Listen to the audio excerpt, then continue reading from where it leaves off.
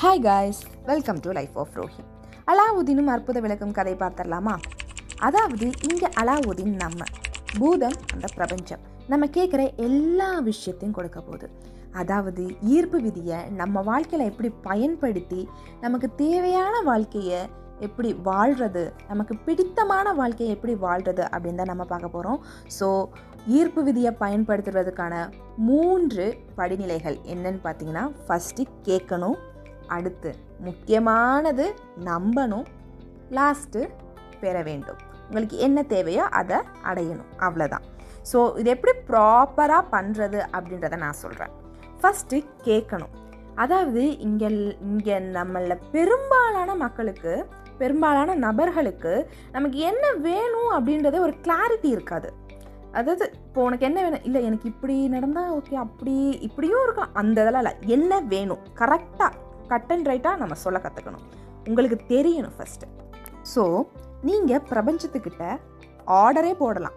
ஏன்னா அலாவுதீன் பூதத்துக்கிட்ட என்ன சொல்வார், அவருக்கு வேண்டியதை கேட்பாரு. ஆனால் பூதம் என்ன சொல்லும், தங்கள் கட்டளை என் பாக்கியம். ஸோ நீங்கள் பிரபஞ்சத்துக்கு ஆர்டரே போடலாம், அது உங்களுக்கு தேவையானதை கொண்டு வந்து சேர்க்கும்.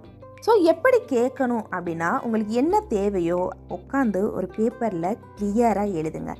எழுதிட்டு நெக்ஸ்ட்டு அதை எப்படி எழுதணும் அப்படின்னா, ப்ரெசன்ட் டென்ஸில் எழுதணும். அதாவது உங்களுக்கு அது நடந்துருச்சு இல்லை நடந்துட்டுருக்கு அப்படின்ற மாதிரி எழுதணும். எப்படின்னா, என் மனம் மகிழ்ச்சியாலும் நன்றி பெருக்காலும் நிறைஞ்சிருக்கு, ஏன்னா எனக்கு தேவையான விஷயம் கிடச்சிருச்சு. உங்களுக்கு என்ன வேணுமோ அதை நீங்கள் எழுதிடணும். அடுத்து மறுபடியும் அதே தான், என்னோட மனம் மகிழ்ச்சியாலும் நன்றி பெருக்காலும் நிறைந்துள்ளது, ஏனெனில் நான் கேட்ட ஒரு விஷயம் நடந்துருச்சு அப்படின்ற மாதிரி நீங்கள் எழுதிக்கணும். ஸோ இங்கே எழுதுறது மட்டும் கிடையாது, அதை ஃபீல் பண்ணணும் இல்லைங்களா? இதை பெரும்பாலான நபர்கள் ப்ராக்டிக்கலாக இதெல்லாம் எப்படிங்க நடக்கும் அப்படின்னு நீங்கள் நினைக்கலாம். நீங்கள் அப்படி நம்பாதவங்க இதை ஒரு டாஸ்காக எடுத்து பண்ணுங்களேன், செம இன்ட்ரெஸ்டிங்காக இருக்கும். அதாவது எனக்கு இந்த மாதிரி ஒரு அனுபவம் வேண்டும், அந்த பொருள் வேணும், அந்த மாதிரி ஒரு நபர் என் வாழ்க்கையில் வரணும் அப்படின்ற மாதிரி அதை நான் சொன்னேன்ல, கிளாரிட்டியாக உங்களுக்கு என்ன வேணுமோ அது தெரிஞ்சிருக்கணும். இப்போது கேட்டாச்சு, நெக்ஸ்ட்டு நம்பணும். எப்படிப்பட்ட நம்பிக்கையாக இருக்கணும்னா, ஒரு அசைக்க முடியாத நம்பிக்கை. எப்படிங்க நடக்காத மேலாம் நம்பிக்கை வரும்? இந்த கேள்வியே இருக்கக்கூடாது. இந்த கேள்வி கேட்குறவங்களா இருந்தால் இது ஒர்க் அவுட்டே ஆகாது, தயவு செஞ்சு நீங்கள் போயிடலாம். ஓகே, அதாவது ஒரு அசைக்க முடியாத நம்பிக்கை இருக்கணும். கண்ணுக்கு புலப்படாத ஒரு விஷயத்து மேலே இருக்கிற நம்பிக்கை தான் இது.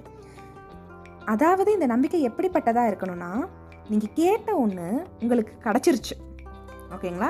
அது இப்போ உங்களோட இது அப்படின்ற ஒரு நம்பிக்கை இருக்கணும். நீங்கள் விரும்புகிறது ஏற்கனவே உங்களோடதாயிருச்சு, தேவைப்படும் போது அது உங்களை சேரும், அதுக்கப்புறம் கண்டிப்பாக வந்துடும் அப்படின்ற ஒரு நம்பிக்கையில் நீங்கள் இருக்கணும். அதை நினச்சி கவலைப்படக்கூடாது, இரிட்டேட் ஆகக்கூடாது, ஐயோ நம்மக்கிட்ட இல்லையே அப்படின்லாம் நினைக்கவே கூடாது. அது உங்களோடது, உங்களுக்கு சொந்தமாயிருச்சு, சரிங்களா? உங்ககிட்ட ஏற்கனவே இருக்குது அப்படின்ற மாதிரி தான் உங்களோட நம்பிக்கை இருக்கணும். நம்ம கொஞ்சம் இந்த பெரிய பெரிய விஷயங்களை அச்சீவ் பண்ணவங்க ஹிஸ்ட்ரிலாம் போய் பார்த்தோன்னா, அவங்கக்கிட்ட இருந்தது அந்த நம்பிக்கை தான். இதை நான் கண்டுபிடிச்சிடுவேன், இதை நான் கண்டுபிடிச்சிட்டேன், இது நான் பண்ணிடுவேன் அப்படின்ற ஒரு நம்பிக்கை தான். எப்படி பண்ணணும், இதுக்கான இன்ஸ்ட்ரக்ஷன் என்ன, இதெல்லாமே கிடையவே கிடையாது. அந்த ஒரு நம்பிக்கை தான் அவங்களுக்கு என்னென்ன பண்ணணும் அப்படின்றதுக்கு வழி நடத்திட்டு போச்சே தவிர, இவங்க ஆல்ரெடி எல்லாமே பிளான் பண்ணி வச்சுட்டு அச்சீவ் பண்ணல. ஸோ அதை நம்ம புரிஞ்சுக்கணும். இந்த இடத்துல நான் நினச்சது எப்படி என்னோடய வாழ்க்கையில் வரும் அப்படின்ற அந்த டவுட்லாம் படவே கூடாது. நீங்கள் ஒன்று நினச்சிட்டிங்க, ஆழமாக நம்புறீங்க, அது உங்களோடது அப்படின்ற ஒரு சந்தோஷமும், அந்த மாதிரி ஒரு நீங்கள் நினச்சதை அடைஞ்ச ஒரு மனநிறைவும் உங்ககிட்ட இருக்குது. அப்படின்ற போது இந்த பிரபஞ்சமே இதை நீங்கள் எப்படி அச்சீவ் பண்ணணும் அப்படின்றதுக்கான எல்லா வழிகளையும் உங்களுக்கு கொண்டு சேர்க்கும் அப்படின்னு சொல்லப்படுது. ஸோ நீங்கள் ஒன்று நினச்சிட்டிங்கன்னா அது செய்கிறதுக்கு பிரபஞ்சமே உங்களுக்கு அனைத்து வழிகளையும் காட்டும். சில பேர்த்துக்கு இந்த ஸ்டேஜில் தான் ஒரு என்ன சொல்கிறது, நம்பிக்கை இழந்து சந்தேகம் வர தொடங்கும், பயப்படுவாங்க, வெறுப்பு வரும், எல்லாமே வரும். ஆனால் நீங்கள் நினைக்க வேண்டிய விஷயம், கண்டிப்பாக அதெல்லாம் நடக்கும் தான். அந்த டைமில் நீங்கள் நினைக்க வேண்டிய விஷயம் என்னென்னா, நான் கேட்டது வந்துட்டுருக்கு, அது எனக்கு தெரியும் அப்படின்ற மாதிரி ஒரு விஷயத்து தான். ஏன்னா என் வாழ்க்கையில் நான் எக்ஸ்பீரியன்ஸ் பண்ணியிருக்கேன். அதாவது எனக்கு மணி ரிலேட்டடாக ஒரு விஷயம் நடக்கணும், அது டெட்லைன் வந்துடுச்சு. பட் எனக்கு நீங்கள் நம்பவே மாட்டீங்க, எனக்கு லாஸ்ட் மினிட்டில் அது நடந்துச்சு. லாஸ்ட் மினிட்ல தான் நடந்துச்சு, ஆனால் நடந்துச்சு. ஸோ கண்டிப்பாக உங்களுக்கும் நீங்கள் நினச்ச விஷயங்கள் நடக்கும். ஓகே, 3rd ஸ்டெப் பெறுங்கள். இப்போ நம்ம இந்த 2 விஷயத்தையும் ப்ராப்பராக பண்ணிட்டோம்னா நீங்கள் நினச்சது உங்களுக்கு தாங்க. நான் ஆல்ரெடி சொல்லியிருந்தேன் இல்லையா, நம்ம கேட்கும் போதே அது நம்ம நிகழ்காலத்தில் எழுதிடுறோம். நம்ம நமக்கு கிடைச்ச மாதிரியே அதை உணர்ந்துடுறோம், நம்புகிறோம். ஸோ அந்த நீங்கள் கேட்ட விஷயம் உங்களுக்கு சேரும் போது எப்படி உணர்வீங்களோ அதே உணர்ச்சியோடவே இருக்கணும்.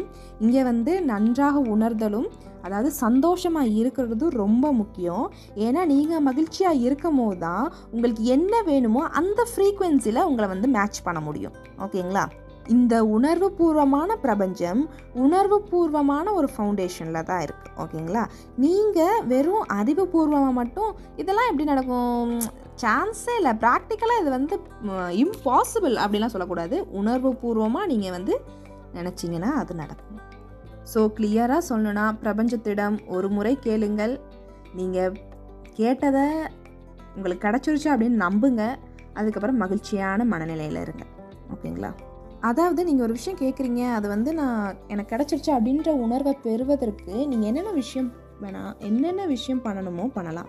அதாவது இப்போ ஒரு கார் வாங்க விரும்புகிறீங்க அப்படின்னா அந்த கார் ஷோரூமுக்கு போகிறது, காரை ஓட்டி பார்க்குறது, இல்லை ஒரு வீடு வாங்க போகிறீங்கன்னா அந்த வீட்டை பார்க்குறது, அந்த வீட்டு ரூம்குள்ளெல்லாம் போகிறது, இந்த மாதிரி அந்த ஃபீல் உங்களுக்கு அந்த குட் ஃபீல் கொடுக்குற விஷயங்களை பண்ணிகிட்டே இருங்க அப்படின்றாங்க. இதெல்லாம் பண்ணால் இது இன்னுமே சீக்கிரமாக உங்களோட விருப்பத்தை நிறைவேற்றுறதுக்கான வழிகள். ஒருவேளை நீங்கள் காலையில் கண் விழிக்கும் போதும் கூட நீங்கள் நினச்சது உங்கள் முன்னாடி இருக்கலாம். அப்படி இல்லையா, உங்களுக்கு தேவையானதை நீங்கள் அடையிறதுக்கான ஏதாவது ஒரு வழி உங்களுக்கு கிடைக்கலாம். ஸோ சில சமயங்கள் பிரபஞ்சம் நமக்கு சிக்னல் காட்டும். அந்த டைமில் நமக்கு தோன்ற விஷயங்களை நம்ம உடனடியாக செஞ்சிடணும். பிரபஞ்சத்துக்கு பிடிச்ச விஷயம் என்ன தெரியுமா? அது கொடுக்குற சிக்னல்ஸை நமக்கு வர டக்குன்னு அந்த ஐடியா வரும். இவ்வளோ நாள் அது நம்ம கண் முன் தான் இருந்திருக்கோம், பல பேர் சொல்லியிருப்பாங்க, ஆனால் நமக்கு தோணும் இது நம்ம பண்ணணும் அப்படின்னு நமக்கு தோணிகிட்டே இருக்கும். அப்போ டக்குன்னு பண்ணிடணும். ஸோ பிரபஞ்சத்துக்கு பிடிச்ச விஷயம் நம்ம விரைவாக செயல்படுறது தான். எந்த அளவுக்கு விரைவாக நம்ம செயல்படுறோமோ அந்த அளவுக்கு சக்ஸஸ் இருக்குது. ஸோ இதுதான் அந்த 3 மெத்தட்ஸ். உங்களுக்கு தேவையான எல்லாமே நீங்கள் அட்ராக்ட் பண்ணுவீங்க. அது மணியாக இருந்தாலும் சரி, மக்களாக இருந்தாலும் சரி, ஒரு குறிப்பிட்ட அனுபவமாக இருந்தாலும் சரி, பொருளாக இருந்தாலும் சரி, எல்லாத்தையுமே நீங்கள் அட்ராக்ட் பண்ணுவீங்க. ஸோ இந்த விஷயத்தில் நீங்கள் ரொம்ப கவனமாக இருக்கணும். ஏன்னா நீங்கள் மனசில் எது நினச்சி அதை உணர்வுபூர்வமாக உணர்றீங்களோ அதை நீங்கள் கவர்ந்துருப்பீங்க. ஸோ எல்லாமே நல்லதாகவே நீங்கள் நினைக்கணும், உணரணும். இங்கே ஒரு எக்ஸாம்பிள், அதாவது நைட்டில் ஒரு காரில் போயிட்டுருக்கோம். அந்த காரோட வெளிச்சம் பார்த்திங்கன்னா நமக்கு எங்கே போகணுமோ அங்கே தெரியாது. அடுத்த ஒரு 100-200 அடி தொலைவு தான் தெரியும் இல்லைங்களா? ஸோ நம்ம ஒரு கலிஃபோர்னியாவிலேருந்து நியூயார்க் வரைக்கும் போகணுன்னா காரில் ஏறியாச்சு, நமக்கு நியூயார்க் தெரியுமா? கிடையாது. அடுத்த சில தூரங்கள், அடுத்த சில படிகள் தான் தெரியுமே தவிர நமக்கு நியூயார்க் தெரியாது.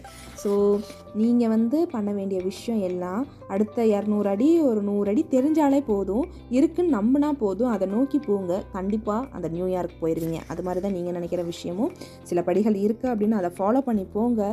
கண்டிப்பாக நீங்கள் விரும்பின விஷயத்த நீங்கள் அடைவீங்க.